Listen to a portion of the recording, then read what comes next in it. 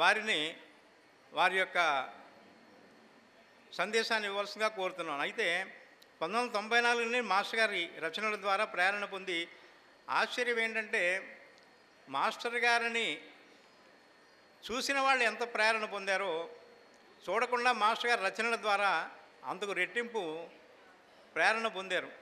అంటే మాస్టర్ గారు పరోక్షంగా కూడా ఆయన కార్యక్రమం జరిగిన అక్కడ కింద స్టాల్ పెడతాడు, 35%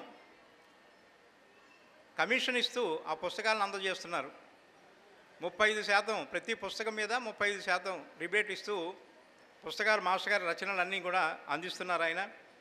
అలాగే 3వ అఖిలాంధ్ర సాయి మాస్టర్ భక్త సమ్మేళనం 1, 2 విశాఖపట్నంలో చేసాము. ఇందాక వేదిక మించి మీ అందరికీ మనవి చేయడం జరిగింది.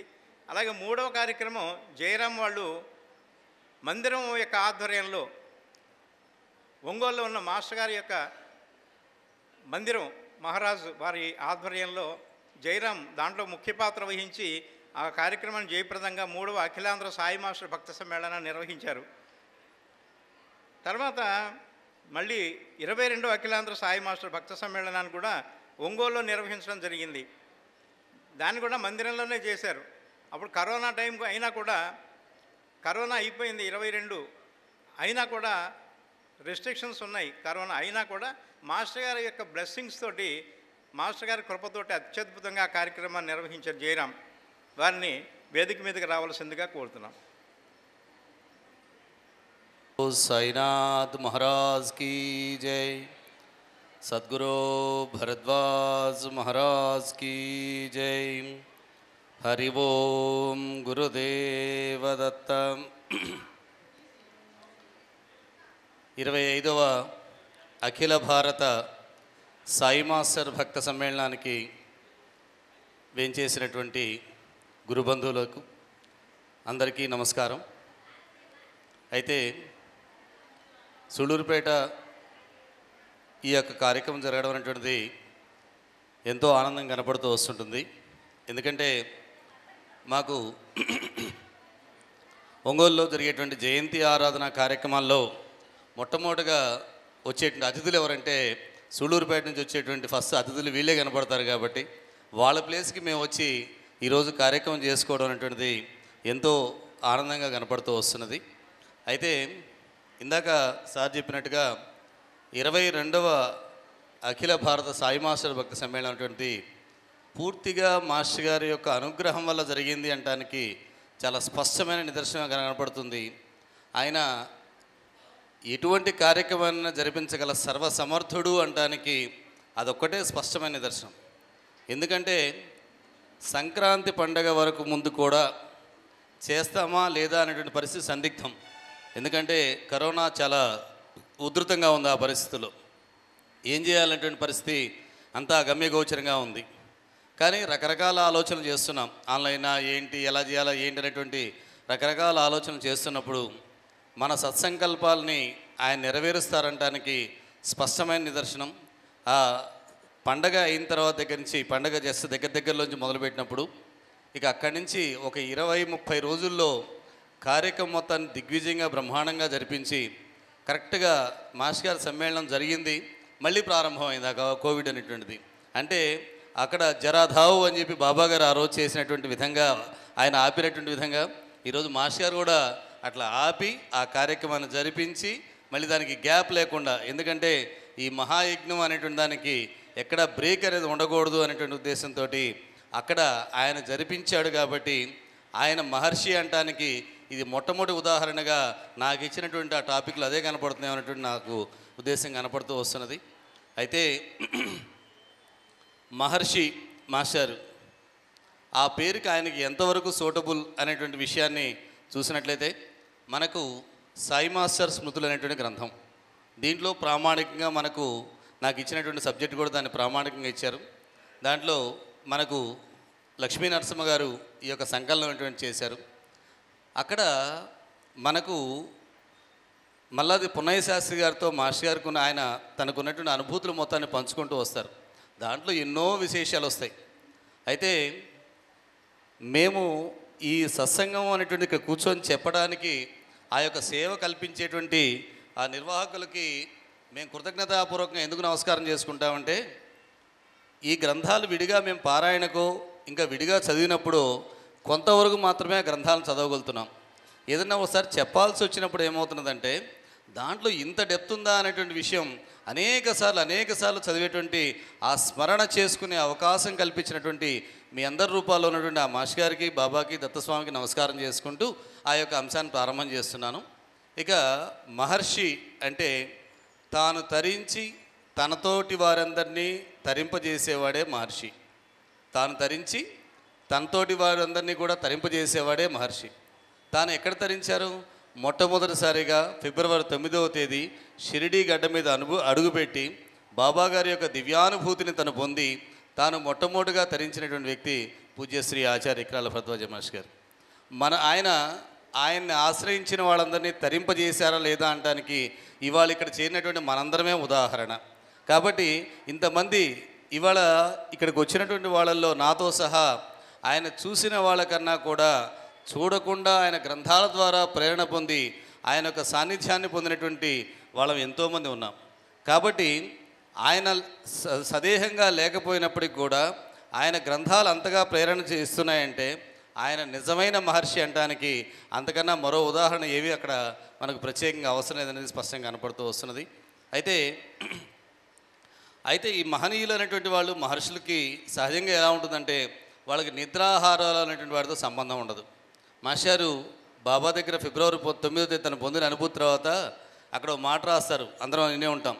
ఇక నాకు ఎన్ని రోజులు తినపోయినా ఆకలి అనే భావం లేదు, ఎన్ని రోజులు నిద్రపోయినా నిద్ర అనేటువంటి భావం లేదు, ఎంత తిన్నా అరుగుదల ఉండేది అనేటువంటి మాట మాస్టర్ చాలా స్పష్టంగా చెప్తూ వస్తుండేవారు. అది అక్కడ ఆయన చాలా స్పష్టంగా సరిపోతూ వస్తుండేది. అయితే మల్లాది పున్నయ్య శాస్త్రి గారికి అక్కడ కృష్ణమాచార్యులు గారికి, అనంతాచార్యులు గారికి, మాస్టర్ గారికి ఈ ముగ్గురికి సంబంధించిన వ్యక్తి కావటం వల్ల అనేక విషయాలు ఇక్కడ ముగ్గురి మధ్య మేళవింపుగా కనపడుతూ వస్తూ ఉండేవి. అయితే వాళ్ళ ముగ్గురి మధ్య రిలేషన్ అనేటువంటిది ఎలా ఉంటుందంటే, ఒక తండ్రి పిల్లల్ని ఎలా పెంచాలి అనేటువంటి విషయం అనేటువంటిది అనంతాచార్యులు గారిని చూస్తేనే స్పష్టంగా తెలుస్తూ వస్తుంది. ఎందుకంటే వాళ్ళ భావాలు ఎలా స్పష్టంగా వదిలేయాలి అనేటువంటి విషయంలో అక్కడ అనంతాచార్యులు గారి విషయం చాలా స్పష్టంగా తెలుస్తుంటుంది. ఇటు అనంతకృష్ణ గారు, మనకు కృష్ణమాచార్యులు గారు కానీ మాస్టర్ గారి విషయంలో కానీ అంత ప్రేమభావంతో అంత ఎఫెక్షనేట్గా ఉండేవాళ్ళు. అలాగే వాళ్ళిద్దరి మధ్య కూడా అంత అవినాభావం అనేటువంటి సంబంధం అనేటువంటిది ఉండేది. వాళ్ళకి ఎంతో సన్నిహితమైన వ్యక్తిగా పున్నయ్య శాస్త్రి గారు ఉంటూ ఉండేవారు. అయితే అక్కడ పున్నయ్య శాస్త్రి గారు ఒక మాట రాస్తారు. మాస్టర్ గారు ఆయన భరద్వాజ గారు అనేవారు, ఎందుకంటే వారికి ఆ సన్నిహితం ఉండేవారు కాబట్టి. అంటే మనకు కృష్ణమాచార్య గారి దగ్గరికి మాస్టర్ గారు వెళ్తూ ఉండేవారు కాబట్టి వాళ్ళిద్దరికి ఆ సన్నిహితం అనేటువంటిది వస్తూ ఉండేది. అయితే అక్కడ కృష్ణమాచార్య గారి దగ్గరికి వెళ్తూ ఉన్నప్పుడు అక్కడ ఆయన పున్నయ్య శాస్త్రి గారు ఒక మాట ఏమంటారంటే, మాస్టర్ భరద్వాజ గారు గత జన్మలో బాబా గారి యొక్క అంతేవాసి, అంటే వారి యొక్క సదేహంగా ఉన్నప్పుడు ఉంటుంటారు, లేకపోతే వారి సాయి సన్నిధి అనేటువంటిది అంత నిగూఢంగా రాయడానికి అవకాశం ఉండదు అనేటువంటి విషయం అక్కడ స్పష్టంగా ఆయన చెప్తూ వస్తుంటారు. మనం కూడా సాయి సన్నిధి చూడండి, ఒక్కోసారి సాయి సన్నిధి చదువుతుంటే అనిపిస్తుంటుంది, నిజంగా ఆ సన్నిధిలో అంత సంఘటన జరిగి ఉంటుందా, అంత డెప్త్గా ఉంటుందా? ఆ వివరణ మాస్టర్ చూస్తూ ఉంటే ఏమవుతుందంటే ఎంతో తాదాత్మ్యం చెందగలుగుతాం. ఒక కబడ్డీ విషయం కానీ, ఒక దీక్షిత్ విషయం కానీ, మాస్టర్ చేసేటువంటి ఆ రచనా విధానం అనేటువంటిది అంత స్పష్టంగా మనకు అక్కడ కనపడుతూ వస్తుంటుంది. అక్కడ ఆ సాయి సన్నిధి ద్వారా తెలుస్తూ వస్తుంది. అయితే మాస్టర్ మాట వినేవాళ్ళు సత్సంగ సభ్యుల మధ్య కానీ లేదా ఎవరన్నా ఒక విషయాన్ని వచ్చినప్పుడు వాద ప్రతివాదము అనేటువంటిది ఎలా ఉండాలి అంటే, ఎంత స్థాయికి ప్రయత్నం చేయగలిగితే అంత స్థాయి వరకు ప్రయత్నం చేయగలగాలి. మాస్టర్కి అలాగే కృష్ణమాచార్య గారి విషయంలో వీళ్ళిద్దరికీ ఏంటంటే ఆస్తికవాదం నాస్తికవాదం అనేటువంటి విషయాల్లో వీళ్ళిద్దరికీ బాగా డిస్కషన్స్ ఎక్కువగా వస్తూ ఉండేవి. ఆ కృష్ణమాచార్య గారు ఏమనేవాళ్ళంటే, ఊరిన నాస్తికవాదులతో వాదించడం వల్ల ఉపయోగం ఏముంటుంది, వాళ్ళేం మారేది లేదు, పెట్టేది లేదు, సమాజాన్ని చెడగొట్టడం తప్ప జరిగేదేం లేదు, సూర్యుడు అస్తమించే చోట మనం ప్రత్యేకంగా పోరాడినందు వల్ల వచ్చేదేం లేదు, అదే ఉదయించే చోట మనం పోరాడితే ఇంకా అసలు వెలుగు వస్తుందని చెప్పి వీళ్ళిద్దరి మధ్య పోరాటం అనేటువంటిది వస్తుండేది. అలా ఏదైనా విషయంలో అంత సమన్వయంగా మాట్లాడుకోవటం అంటే మాస్టర్ చెప్పినటువంటి ఆ విషయం ఇక్కడ మన సమన్వయం అవుతుందంటే, సత్సంగ సభ్యుల మధ్య భేదాభిప్రాయాలు ఎలా ఉండాలంటే నీటి మీద గీతలాగా ఉండాలని చెప్పి మాస్టర్ గారు చెప్పినటువంటి ఆ ఓడు ఇక్కడ దీన్ని ప్రామాణికంగా సరిపోతూ వస్తుంది. అనేక విషయాల్లో భేదాభిప్రాయాలు వస్తూ ఉంటాయి మనందరికీ కూడా. అయితే వచ్చినప్పుడు ఎలా ఉండాలి అంటే దాన్ని అంతవరకే. ఇప్పుడు గొలముల్లో అక్కడ సమాధి మందిరం ఎలా నిర్మాణం చేయాలనేటువంటి విషయంలో రకరకాల అభిప్రాయాలు వచ్చాయి. వచ్చినప్పుడు తలా ఒక మోడల్ గీసిచ్చారు. గీసిచ్చినప్పుడు దాన్ని అక్కడ యాక్సెప్టెన్స్ కోసం ఇచ్చారు. ఇచ్చినప్పుడు మాస్టర్ కూడా ఇచ్చేసారు. ఆయన సైలెంట్కి వెళ్ళి పక్కన కూర్చొని ఎవరితోటో సత్సంగం చెప్పుకుంటూ కూర్చున్నారు. సరే, వాళ్ళకి ఎంతసేపు తేలాది ఏ నిర్మాణాన్ని ఫైనలైజ్ చేద్దామనే విషయంలో. అదే ఎవరిది వాళ్ళు దాన్నే ఫైనల్ చేయాలని చెప్పి పట్టుబట్టి కూర్చున్నారు. అవన్నీ తీసుకెళ్ళి స్వామి దగ్గర పెట్టారు. చివరికి స్వామి ఏది నిర్ణయం చేశారంటే మాస్టర్ ఏది నిర్ణయం చేశారో అదే నిర్మాణాన్ని వారు నిర్ణయం చేశారు. అంటే ఏమవుతుంది, మహాత్ముల మధ్య ఉండేటువంటి ఆంతర్యం మొత్తం ఒకే రకంగా ఉంటుందంటానికి అదొక స్పష్టమైన నిదర్శనం మనకు అక్కడ కనపడుతూ వస్తుంటుంది. కాబట్టి అలా ఉంటుండేవాళ్ళు. అయితే వీళ్ళిద్దరూ ఎలా ఉంటుంటుందంటే ఒక పనిని మొదలు పెడితే వాళ్ళకి నిద్రాహారాలు అనేటువంటి సంబంధం ఉండదు. మనము మాస్టర్ విషయంలో కానీ అమ్మగారి విషయంలో కానీ గురు కుటుంబం ఇవాళ ద్వారకబాబు గారిని వేదమ్మ గారిని కానీ సత్సంగాల వాటిలో గమనించినట్లయితే వాళ్ళు ఏదన్నా విషయం సత్సంగం చెప్తూ ఉంటే వాళ్ళకి భోజన సమయం అయిందో లేదా నిద్రపోవాలన్నటువంటి ఆలోచన గురించి వాళ్ళకు ఉండదు. వాళ్ళ సమయం అలా వెళ్ళిపోతూ ఉంటుంది. దానికి మాస్టర్ ఓ మాట చెప్పేవారు, ఏంటంటే ఒక పనిలో నుంచి ఇంకో పనిలోకి వెళ్ళటమే రిలాక్సేషను. ఆ పదం కొంచెం జాగ్రత్తగా అబ్జర్వ్ చేసి మనం దాని కనుక సమన్వయం చేసుకుంటే చాలా మనకు బాగా ఉపయోగపడుతుంది. ఒక పనిలో నుంచి ఇంకో పనిలోకి వెళ్ళటమే రిలాక్సేషన్. ఇప్పుడు కింద వడ్డం చేసి వచ్చాం, ఇక్కడ చైర్లు వేయాల్సిన పని ఉంది. ఆ పనిలోంచి ఈ పనిలోకి రావడమే రిలాక్సేషన్, కానీ ఆ పనిలోంచి రూమ్లోకి వెళ్ళి పడుకోవడం రిలాక్సేషన్ కాదు. కాబట్టి అలా దాన్ని వాళ్ళ దగ్గర మనం చాలా స్పష్టంగా చూడవచ్చు. అక్కడ ఆ గురు కుటుంబం అనేటువంటిది, ఎందుకంటే అక్కడ వచ్చేటువంటి ఆ వైబ్రేషన్ అనేది చాలా స్పష్టంగా కనపడుతూ వస్తుంటుంది. అయితే మాస్టారు ఒకసారి ఆయన ఎంత భవిష్యత్ ద్రష్ట, ఎంత మహర్షి అనడానికి ఉదాహరణ ఏంటంటే, ఒకసారి మనకు కృష్ణమాచార్య గారికి ఆరోగ్యం బాగా దెబ్బతిని ఆయన హాస్పిటల్లో ఉంటారు. ఉన్నప్పుడు ఇక ట్రీట్మెంట్ అనేది చేస్తున్నప్పుడు మాస్టర్కి ఆయనకి చాలా సన్నిహితం కదా, బాబా గారిని ప్రార్థన చేస్తారు. ప్రార్థన చేసినప్పుడు ఇక పున్నయ్య శాస్త్రి గారు వచ్చి అడుగుతారు, అయ్యా మీరు మాస్టర్ని బాబా గారిని గట్టిగా ప్రార్థన చేస్తే వారు రికవర్ అవుతారు కదా అంటే, నేను అక్కడ చూడండి మాస్టర్ ఎంత గొప్పవారనే విషయం అక్కడ స్పష్టంగా అర్థమవుతుంది. నేను బాబా గారిని ప్రార్థన చేశాను, అన్నయ్య దానికి ఒప్పుకోవట్లేదు, ఆయన చేయాల్సినటువంటి లోక కళ్యాణ కార్యక్రమం ఏదో ఉన్నట్టుంది, అందుకే ఆయన వెళ్ళిపోదలుచుకున్నారు, అందుకనే నేను బాబా మాట చెప్పినా కానీ ఆ మాట అక్కడ చెల్లుబాటు అవ్వట్లేదు అనేటువంటి విషయం అక్కడ చెప్పుకుంటూ వస్తున్నారు.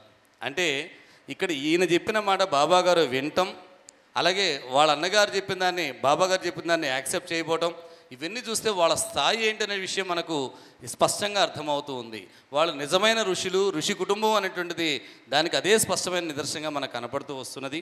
అలాగే మనకు ఒకసారి ఒక వేదిక మీద గుంటూరు రామనామ క్షేత్రంలో వీళ్ళ కార్యక్రమాలు జరుగుతూ ఉంటాయి ఎక్కువగా, కృష్ణమాచార్య గారి కార్యక్రమాలు. అక్కడ కొత్త రామకోటయ్య గారు అలాగే మన మాస్టారు ఇద్దరు కూడా కూర్చొని ఏదో ఒక స్పీచ్ గురించి మాట్లాడుతూ వస్తున్నారు.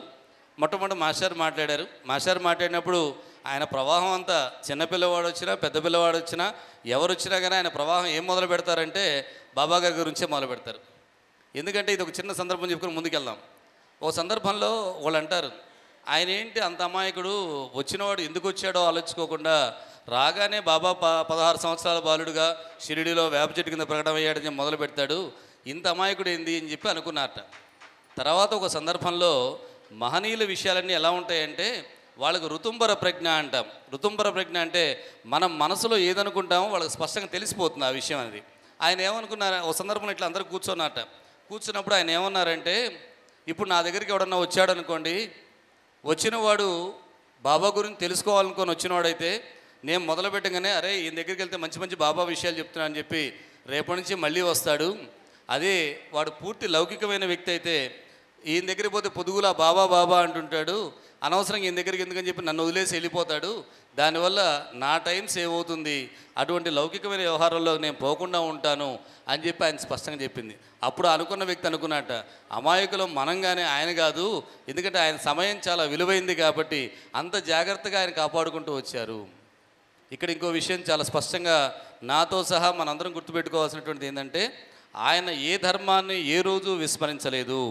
అమ్మగారి విషయం అమ్మగారి సమయం అమ్మగారికి కేటాయించారు, పిల్లల సమయం పిల్లలకు కేటాయించారు, ఆయన కోసం వచ్చే వాళ్ళ సమయం వచ్చే భక్తుల కోసం వాళ్ళకి ఆ సమయం కేటాయించారు. లెటర్స్ రాసే వాళ్ళకి లెటర్స్ రిప్లై ఇస్తూ ఉండేవారు. ఏది ఎక్కడా కూడా పోనీయకుండా కాతే తన నిద్రట సమయాన్ని తగ్గించుకున్నారు, తనకుండేటువంటి పర్సనల్ టైం తగ్గించుకున్నారే కానీ ఏ ధర్మాన్ని విస్మరించలేదు. అన్ని ధర్మాలని పరిపూర్ణంగా అనుసరించారు కాబట్టి మరోసారి ఆయన మహర్షి అనడానికి ఇదో మరో నిదర్శనంగా మనకు స్పష్టంగా కనపడుతూ వస్తుంది. కాబట్టి ఆయన ప్రతి విషయంలో కూడా ప్రతి దాంట్లో కూడా స్పష్టంగా అట్లా మనకు నిదర్శనంగా కనపడుతూ వస్తుంది. అయితే మనకు ఇక్కడ ఒక సందర్భంలో అక్కడ మాస్టర్ ఒక మాట అంటారు, ఇది చాలా స్పష్టంగా చాలా బ్రహ్మాండంగా కనపడుతూ వస్తుందండి. అది ఎలా అంటే, ఓసారి ఒక కార్యక్రమం జరుగుతూ వస్తుంటుంది. జరుగుతూ ఉన్నప్పుడు ఇక్కడ కార్యక్రమం అయిపోయింది, మాస్టర్ అట్లా వేదిక దిగి వస్తున్నారు. పున్నయ్య శాస్త్రి గారు అడిగారు, అప్పటికి కృష్ణమాచార్య గారు కాలం చేశారు. కాలం చేస్తే ఆయన ఏం అడిగారంటే, మరలా కృష్ణమాచార్యులు గారు అవతరిస్తారా అని అడిగారు. చూడండి, జరుగుతున్న కార్యక్రమం ఎక్కడ జరుగుతున్నది? రామనామ క్షేత్రంలో జరుగుతున్నది. మాట్లాడింది అప్పుడు దాకా ఎవరు మాట్లాడారు? మాస్టారు కృష్ణమాచార్యులు గారి గురించి మాట్లాడారు. అయిపోయిన తర్వాత కింద దిగి అలా వస్తూ ఉన్నారు. వస్తున్నప్పుడు పున్నయ్య శాస్త్రి గారు అడిగారు, ఏమడిగారు? మరలా వస్తారా అని అడిగినప్పుడు అక్కడ మాస్టర్ రాసిన ఆ గ్రంథంలోనే దానికి చాలా స్పష్టంగా డైరెక్ట్గా అడిగారు. చూడండి, మరలా అన్నగారు అవతరిస్తారన్నప్పుడు అక్కడ వారు ఇచ్చినటువంటి విషయం కొంచెం జాగ్రత్తగా లైన్ టు లైన్ ఒకసారి చూద్దాం. వారి రచనలను చదువుతూ వారిని జీవితంలో అనుసరిస్తూ ముందు తమ హృదయంలోకి వారి ప్రేమతత్వాన్ని ఆవిష్కరింపజేసుకొని దానికి తోడుగా వారు భౌతిక దేహంతో కూడా దిగిరావాలని కొన్ని ఏళ్ళు దీక్షగా తెప్పించాలి. దీనికి బాబా మళ్ళీ ఆంధ్ర రాష్ట్రంలో అవతరించాలి అనే దానికి మనందరినీ మాస్టర్ గురుచిత్ర పారాయణలు, సాయిలీలామృతం పారాయణలు ఇక్కడ జరగాలి. మహారాష్ట్ర దేశంలో అక్కడ చాలా దృఢంగా ఉంటుంది వాళ్ళ గురుభక్తి అనేటువంటిది. ఇక్కడ కేవలం మనకు గోడ కొట్టిన సున్నంలాగా ఉంది, కాదు ఇది గట్టిపడాలి అనే దానికి ఇక్కడ మళ్ళీ ఒక్కసారి ఫస్ట్ లైన్ చూడండి. వారి రచనలను చదువుతూ, దాని మాస్టర్ గారు చెప్పిన విధానం ఏంటమ్మా? మనకు పారాయణ చేయటం అనేటువంటిది. అలాగే వారిని జీవితంలో అనుసరిస్తూ వారు చెప్పిన మార్గంలో నడుస్తూ ముందు తమ హృదయంలోకి వారి ప్రేమతత్వాన్ని ఆవిష్కరింపజేసుకొని, వారి తత్వం ఏంటో అది ముందు మన మనసులోకి ఆవిష్కరింపజేసుకోవాలి. ముందు మనం ఎంతవరకు ఆచరించామనేదే ప్రామాణికం. ఎదుటివాడు ఎంతవరకు ఆచరించాలనేది కొలమాన బద్ద చూడాల్సిన బాధ్యత మంది కాదు. అందుకనే అక్కడ ముందు తమ హృదయంలోకి వారి ప్రేమతత్వాన్ని ఆవిష్కరింపజేసుకొని దానికి తోడుగా, ఇక్కడ ఈ సంకల్పం చూడండి, దానికి తోడుగా వారు భౌతిక దేహంలోకి కూడా దిగిరావాలని కొన్ని ఏండ్లు దీక్షగా తెప్పించాలి.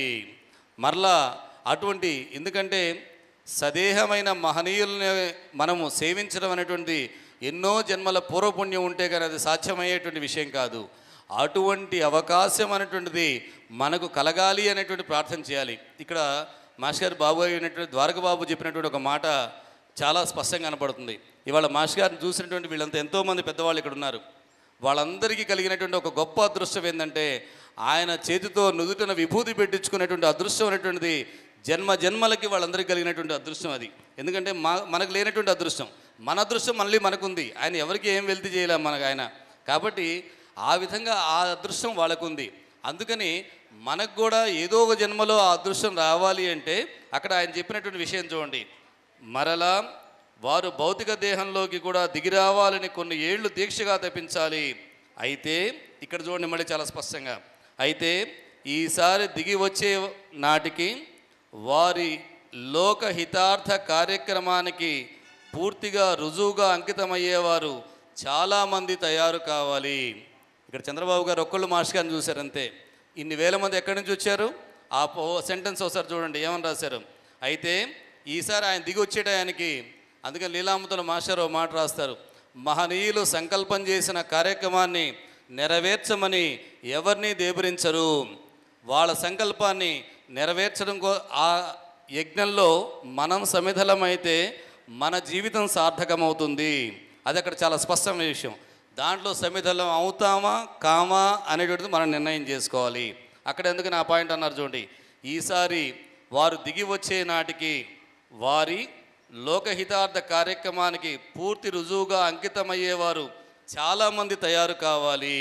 అందుకనే మాస్టర్ ఒక మాట చెప్పారు, నీ చేత్తో శైలిలామృతం గురుచిత్ర ఎవరికన్నా ఇస్తే ముల్లోకాలను దానం చేసిన ఫలితం వస్తుందన్నారు.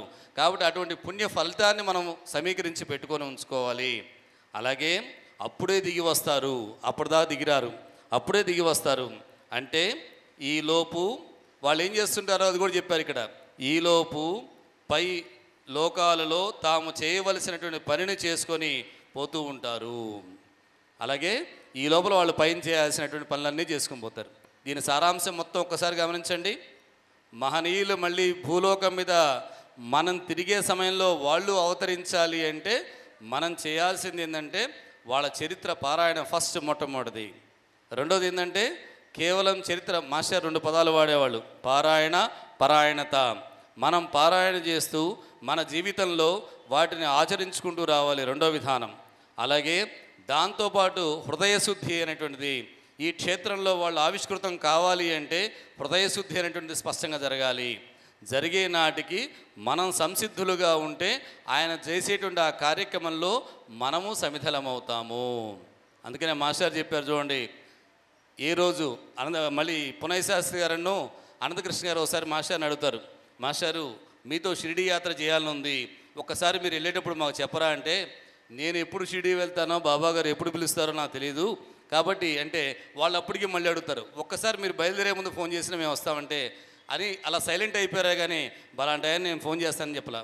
ఇదే విషయం వాళ్ళకే కదా, అమ్మగారికి కూడా అదే మాట చెప్పారు, నేను నిన్ను సహధర్మచారినిగా స్వీకరిస్తున్నాను, ఏ రోజు నేను బాబా సన్నిధికి వెళ్ళిపోవాల్సి వస్తుందో ఆ రోజు అన్నీ వదిలేసి నేను వెళ్ళిపోతాను, దానికి సిద్ధమైతేనే వివాహానికి సిద్ధమవుతామన్నారు.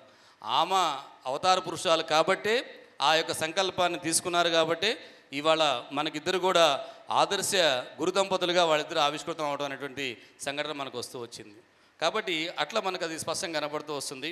ఎందుకంటే మనం భగవంతుడిని కోరేటువంటిది కూడా చాలా స్పష్టంగా కోరుకోవాలి. చిన్న ఉదాహరణ చెప్తాను, ముందుకెళ్తాను నేను. ఒక అడవిలో 3 చెట్లు ఉన్నాయట. మొట్టమొదటి చెట్టు అనుకుందట ఏమంటే నేను దేశాలు తిరుగుతూ ఉండాలని చెప్పి మొట్టమొదటి చెట్టు అనుకుందట.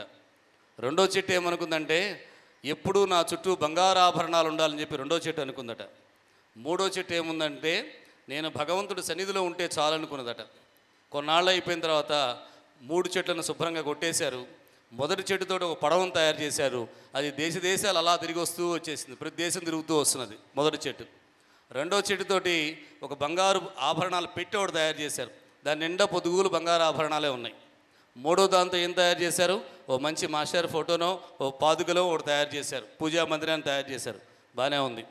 సునామీ వచ్చింది, పడవ కొట్టుకుపోయింది, దొంగలు వచ్చారు, బంగారు ఆభరణాలను తీసుకుపోయారు, ఆ చెక్క పెట్టి ఇసురవతల బారేసి వెళ్ళిపోయారు. కానీ చిరస్థాయిగా నిలబడింది ఎవరు, భగవంతుడి సన్నిధిలో ఉండిపోయినటువంటి ఆ చెక్క మాత్రమే ఉండగలిగింది. కాబట్టి భగవంతుని మనం కోరుకునేది ఎప్పుడు కూడా ఎలా ఉండాలంటే శాశ్వతమైనది. మనం భగవంతుని కోరుకుంటేనే అది స్థిరంగా నిలబడుతుంది, కానీ మనం లౌకికమైనటువంటి తాత్కాలికమైనటువంటి వ్యవహారం కాకుండా. అందుకనే మాస్టర్ కూడా చెప్పారు చూడండి, బాబాని ఏం అడగాలి అనేటువంటి విషయంలో నీ నిర్ణయం ప్రకారం నాకు మేలైంది ఏదో అది చేకూర్చు అని చెప్పి మనం కోరుకోవాలంతే. మనం చాలామంది చీట్లు వేస్తాం. చీట్లు వేసినప్పుడు ఏమవుతుంది, ఒక సమస్యకి 10 ఆప్షన్స్ ఉన్నాయనుకోండి, మనం ఏం చేస్తాం, బాబా నీకు అసలు ఏం తెలుసు, దానికి 2 ఆప్షన్స్ ఉన్నాయి, ఎస్సా నోనో అంతే, ఈ రెండిట్లో ఏదో తేల్చి నువ్వు చెప్తే దాని ప్రకారం నేను మూవ్ అవుతాను, అంతేగాని 10 ఆప్షన్స్ నీకు అవసరం లేదు, నేను 2 ఆప్షన్స్ నీకు ఇస్తున్నాను, ఆ 2 ఆప్షన్స్లో 1 నోనో 2 నో చెప్పని మనం ఇస్తున్నాం. అందుకనే మాస్టర్ దాన్ని ఎప్పుడు ఎంకరేజ్ చేయాల. చీటీలు అనేటువంటి విషయాన్ని ఎందుకు ఆయన అపోజ్ చేశారంటే ఆయనకి 10 ఆప్షన్స్ ఇద్దాం, రేపొద్దు నువ్వు అడ్డం పడ్డప్పుడు ఆయన చూస్తాడు, అంతేగాని మనం 2 ఆప్షన్స్ ఇచ్చి 8 ఆప్షన్స్ వదిలేస్తే ఆయన ఏం చేయలేడు. కాబట్టి అట్లా కాకుండా చూసుకుంటూ వద్దాం. అలాగే ఈ మాస్టర్ కూడా సమభావం అనేటువంటిది దానికి చాలా స్పష్టంగా ఋషి తత్వం అనేటువంటి చాలా స్పష్టంగా కనపడుతూ వస్తున్నది. అన్నగారి విషయంలో కానీ తన కుటుంబం దగ్గరికి వచ్చే వాళ్ళ విషయంలో కానీ అంత స్పష్టంగా ఆయన ఉన్నారు. కాబట్టి ఆ యొక్క మహర్షి అంటానికి మరొక స్పష్టమైనటువంటి ఉదాహరణ మాస్టర్ విషయంలో కనపడుతుంది. అలాగే ఇక నకిలీ గురువుల విషయంలో కూడా అదే ఆ టాపిక్లో మాస్టర్ ఒకసారి హెచ్చరిస్తూ ఉంటారు. ఎందుకంటే మనము ఇక్కడ చాలా విషయాలు గుర్తుపెట్టుకోవాల్సింది ఏంటంటే మాస్టారు ఒక నిజమైన వజ్రాల వ్యాపారి. వజ్రాల వ్యాపారం అంటే ఒక డైమండ్స్ వ్యాపారం చేసేవాడికి అది గాజు మొక్కో డైమండో వాడికి మాత్రమే తెలుస్తుంది, మామూలువాడికి తెలియదు. ఈ సృష్టిలో ఎంతోమంది మహనీయులు వస్తూనే ఉంటారు. ఇది కాలక్రమంలో. నిన్న ఒక అతను అడిగాడు, ఏమంటే బలాన్ చోట మహనీయుడు ఉన్నట్ట వెళ్ళరమ్మంటారా, వెళ్ళొద్దామా అంటే నేను చెప్పాను, చీరాల స్వామి దగ్గరికి మాస్టర్ వెళ్ళారు, మీరు మహనీయులైతే నాకు ప్రసాదం ఇవ్వాలని చెప్పి కోరుకున్నాను అని చెప్పి ఆయన ప్రసాదం ఇవ్వగానే ఆయన ఎక్కడో విద్యానగర్లో జాబ్ చేస్తున్నా కానీ అవకాశం ఉన్నప్పుడల్లా చీరాల పరిగెత్తుకుంటూ వచ్చి స్వామికి అంకితం అయిపోయారు. రేపొద్దు నువ్వు పరీక్ష పెట్టేస్తే స్వామికి పరీక్ష, ఎవరైనా మహనీయుడికి పరీక్ష పెట్టినప్పుడు ఆయన నీ ఉద్యోగం అన్నీ వదిలేసి ఇక్కడ ఉండు అంటే అంత అంకిత భావంతో ఉండగలుగుతావా నువ్వు?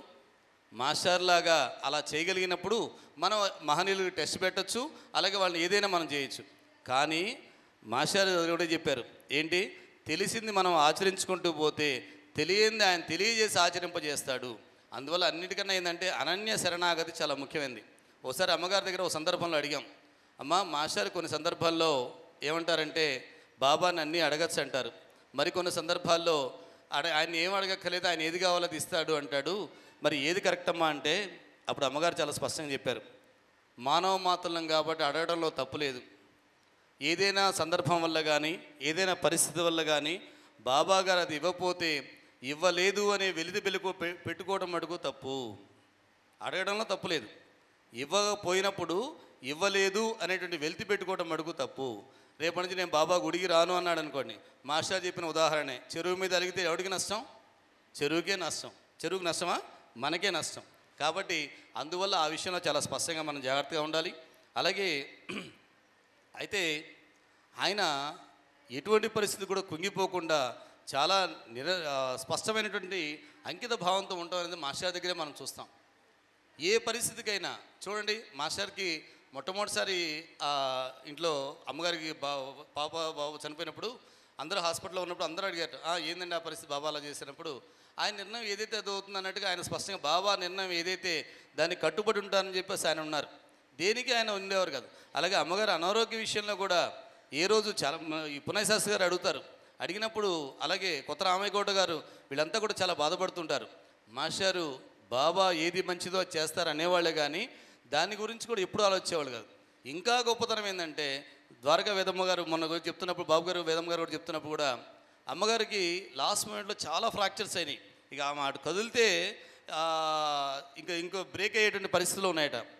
మనలాంటి వాడైతే ఏమనుకుంటాం, మా ఇన్ని పారాయణలు చేసాం, ఇంతమందికి సత్సంగాలు చెప్తున్నాం, మరి నా పరిస్థితి ఏంది ఇట్లా ఉందంటే అమ్మగారు అన్నట్టు వాళ్ళందరితో, ఆహా ఇవాళ నుంచి నేను అటు ఇటు కదిలే పని కూడా లేదు, ప్రశాంతంగా కూర్చొని పారాయణ చేసుకోవచ్చు అనేటువంటి విధంగా చెప్పుకుంటూ వచ్చారట.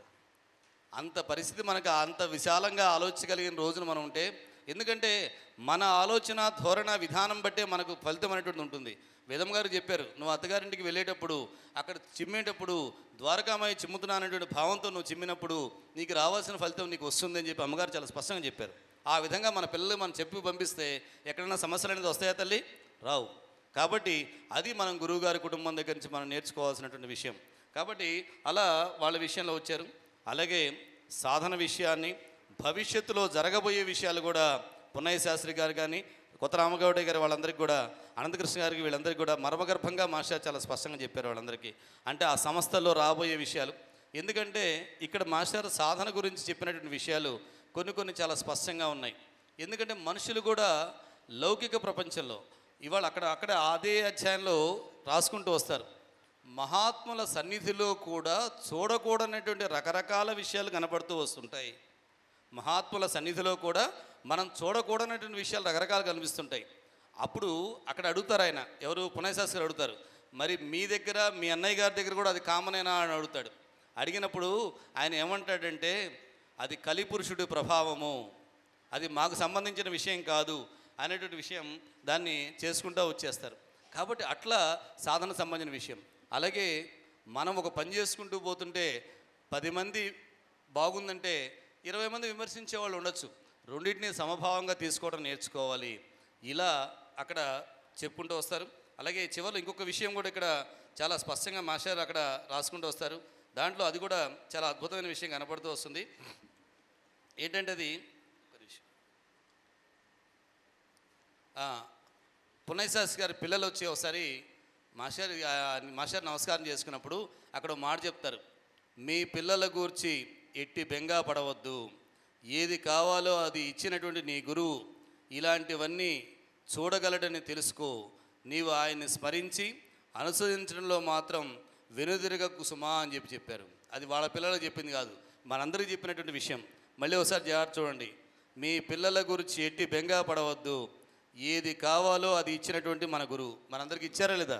ఇవ్వబట్టే మనందరం ఇక్కడ కూర్చోన్నాం. మనందరం ఇచ్చినటువంటి గురువు ఇలాంటివన్నీ చూడగలడని ఇంకా మన జీవితంలో రకరకాలు వస్తుంటాయి, పాజిటివ్ వస్తుంటాయి, నెగిటివ్ వస్తుంటాయి. చూడగలడని తెలుసుకో, నీవు ఆయన్ని స్మరించి అనుసరించడంలో మాత్రం వెనుదిరగకు సుమా అని చెప్పి స్పష్టంగా చెప్తారు. ఆయన అనుసరించడంలో ఎక్కడా కూడా వెనుకడగేయద్దు. ఎందుకంటే ఎన్నో జన్మల సంబంధం ఉంటే కానీ ఇవాళ మనం ఆయన సన్నిధికి చేరగలిగేటువంటి వాళ్ళం కాదు. మనం ఇవాళ ఆయన సన్నిధిలో కూర్చొని ఇంతమంది ఈ కార్యక్రమం చేసుకుంటూ గలుగుతున్నామంటే బాబాగారు చెప్తారు చూసారా, అరే మనందరం ఒకే వీధిలో ఉండేవాళ్ళం అన్నట్టుగా ఆయనతో పాటు మనం ఎక్కడో సందు చివరో ఎక్కడో ఉన్నాం కాబట్టి మాస్టర్తో పాటే ఇవాళ మనందరం ఇక్కడ కూర్చోగలిగాం. కాబట్టి మళ్ళీ మనం మొట్టమొదటిలో మళ్ళీ అనంతకృష్ణ గారు, అది మన కృష్ణమాచార్య గారి విషయంలో చెప్పినట్టుగా ఆ మహనీయులు సదేహంగా ఉన్నప్పుడు వాళ్ళను సేవలు చేసుకునేటువంటి అవకాశం మనందరికీ కల్పించమని ప్రార్థన చేస్తూ, మా శివప్రసాద్ గారు వచ్చారు కాబట్టి కాలాతీతమైన కాలాన్ని మనం చాలా ఫాలో అవ్వాల్సిన బాధ్యత మనందరిది. కాబట్టి సద్గురు సాయినాథ్ మహారాజ్ కీ జై, సద్గురు భరద్వాజ్ మహారాజ్ కీ జై. హరి ఓం గురుదేవ దత్త. అభివందనం చల్లని వెన్నెల చందనం, వందనం అభివందనం వికసిత పరిమళ చందనం.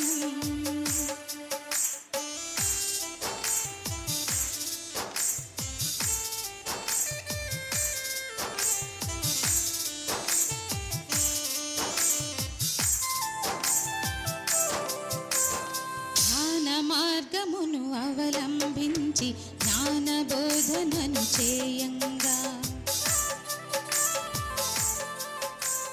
గ్రంథ రచనలు